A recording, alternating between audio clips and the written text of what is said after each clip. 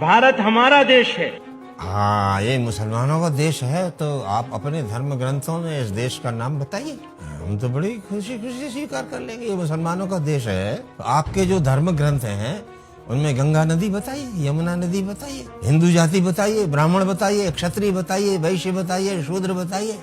हमारे धर्म ग्रंथों में तो ये सब मिलता है। अगर आपका ये देश है तो फिर पाकिस्तान का विभाजन क्यों किया? फिर नहीं करना चाहिए था, लेकिन आप लोगों ने किया। आप लोगों ने वोट दिया कि नहीं हमारे लिए अलग देश दो। क्यों भाई? तो अच्छा, अलग देश भले ही चले जाते लेकिन उसका भी नाम भारत ही रखते ना।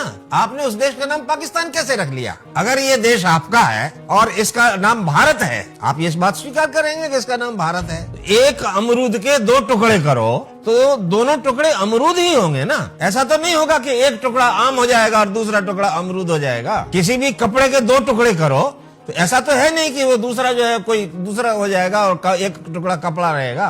तो वैसे इस देश का इस तरह से विभाजन नहीं हुआ है, कोई धरती थोड़ी काटी गई है, केवल आपने नाम बदल दिया। तो अगर ये देश आपका है, ये देश माने कौन सा देश? भारत देश। तो भारत देश आपका है और आपके धर्म ग्रंथ इसको सपोर्ट करते हैं कि हाँ ये भारत देश है, तो वो पाकिस्तान कैसे बन गया? वो अफगानिस्तान कैसे बन गया? उसको भी भारत रहना चाहिए था ना, भले ही आप रहते अपना। अगर ये देश आपका है, आप मुसलमान कैसे हो गए? कब से हो गए मुसलमान? कहां से हो गए?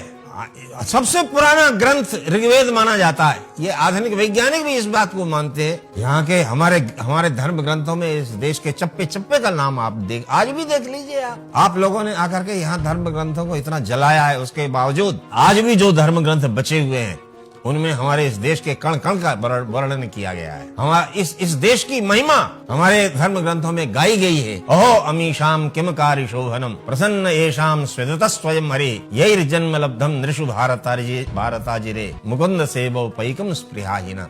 इस प्रकार इस भारत भूमि की महिमा का गान किया। आपके धर्म ग्रंथों में भारत भूमि की महिमा का गान किया हुआ हो तो बताइए।